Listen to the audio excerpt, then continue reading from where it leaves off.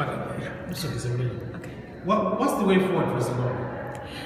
First and foremost, the way forward for Zimbabwe is to have a free and fair election scheduled for next year, and we hope there are no interruptions, there are no other different interpretations of the law that can push it forward. So we are expecting a free and fair election, and we're expecting accountability, not just these token criminals that are being brought to justice, but overall, whether you are Lacoste, whether you're ZANU-PF, whether you're MDC, whether you're a business person who was corrupt in the previous regime, we're expecting all those people to be brought to book and to answer for their corrupt practices. And we how is it going to be done? How is that going to be done?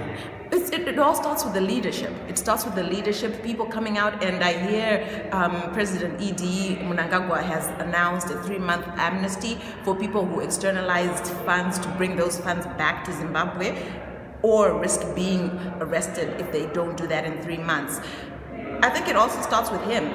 I'm not the one saying this, but there are rumors that he also externalized funds, the diamonds in the DRC, the diamonds at Chiadzwa, him and Chiwenga are mentioned, through the social circles. So they should also bring back whatever it is that they externalized in this period of amnesty, and then people will begin to take them seriously. And they're the likes of Obekhuluma, who are all of a sudden, shaking hands with the G40, but they have a lot of properties that they have accumulated that they need, and if they really bought them legitimately with their own funds, fair and fine, they can keep those, but if they were acquired using state funds, using taxpayer dollars, those things need to be brought to account and given back to the country. And anyone who was found with money, as we heard on the rumors, needs to bring that money back into the country coffers. And what about elections? I guess there are elections, there are elections coming. Do you think they're going to be free and fair, taking into account that the soldiers are not in the barracks?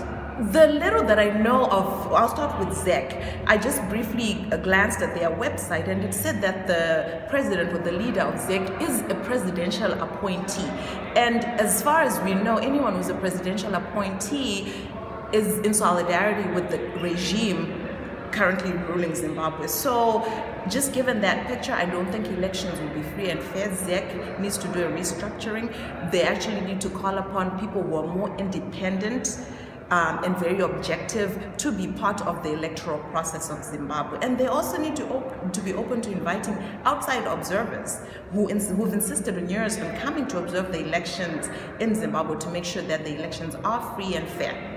Thank you, Shingri. You're welcome. Thank you. Good.